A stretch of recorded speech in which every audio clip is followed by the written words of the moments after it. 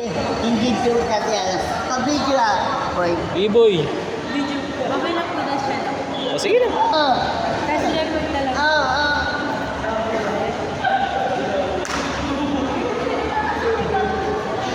Wala si Bidol. Mainintay lang ako si Bidol. Pupunta. Huwag ka muna umuwi. Papunta na. Hinintay na yung motor niya. Ate natin mag-video. Kahit tambay muna tayo dito. Opo, sige. Curious po kung yung full name. Del. Opo. So, pwede po natin matanong kung ano yung ilang taon na po kayo?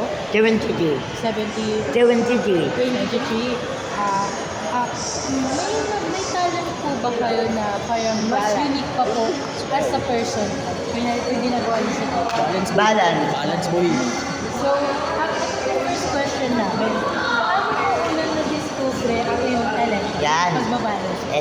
Ito yung story. Hi pa. Una, pumunta ko sa Diligan.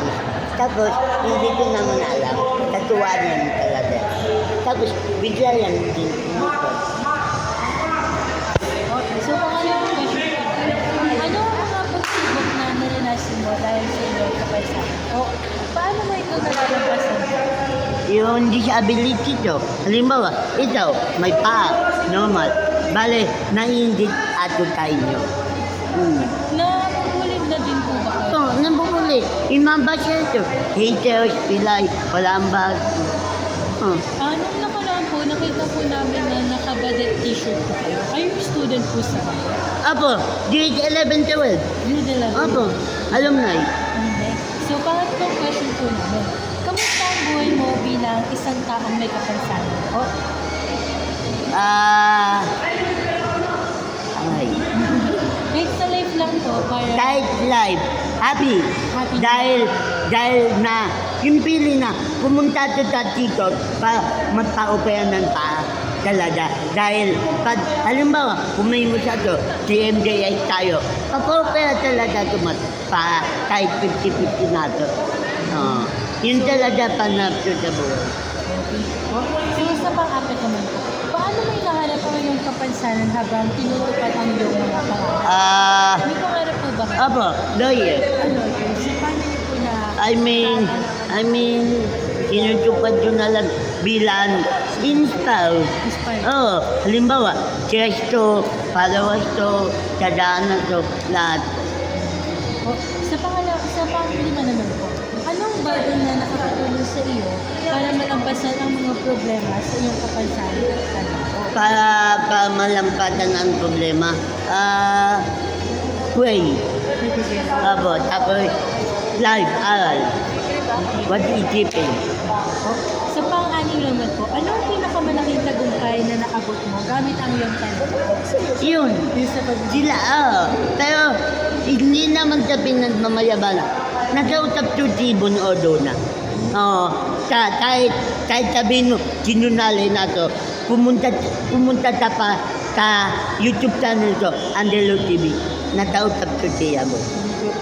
Kasi noong 2017 po at nag-viral, tapos billionaire down, tapos nag-downfall, na yun na nag-viral ulit. Ay, With sabi balance. ko yung first video na po.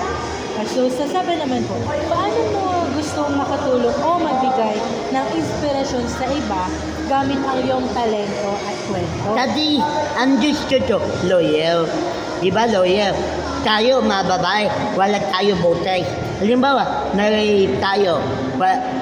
Ibig sabihin, gusto to, mabigyan yun, botes yun na kapantanan. Yung mga babae natin, na walang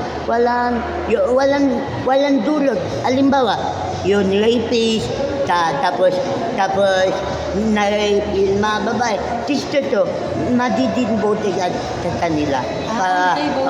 Anti-bawsi po kayo? Apo. Against women Apo. po? Bale, gusto ko talaga maging lawyer. Ito po. So, may mga karagdagan pa po ba kayo na pwede nyo na maibigay sa amin bilang estudyante po? Ang estudyante po, aral mabuti lang. Tapos, yun, ibig sabihin, huwag ninyo, halimbawa, grade 11, 12 kayo, huwag ninyo tayo push na push aral. Alam mo, aral kayo mabuti. Pero pag college kayo, doon na talaga tutun buhay. Kasi, di ba yun grade 11, 12? Ang kadun na to, ang dami akamit, boy, piyaw, boy, research, wait, di ninyo malalaman yan. Malalaman lang ninyo pag college kayo at pag nagtatrabaho na kayo. Pero yun grade 11, 12, 10, 9, 8. Diba ang dami na grade 11? Boy, pag inapagod mo to. Boy, ayan, how about me? Nagtapagdama, kilay, balance, o diba? Ayun. Tapos pray lang, Lord. Thank you po. So, pwede po namin malaman ulit ang pinaka-full name po ninyo. Yung information nyo po is itatabi po namin, hindi po namin to ibabahagi sa inyo. Like, full name nyo po talaga. Winfred Daniel Viala. Po. So, 22 years old po. So, thank you po. Pwede po kami makapag-picture for documentation. Bakit ko? Dadaan sa'yo.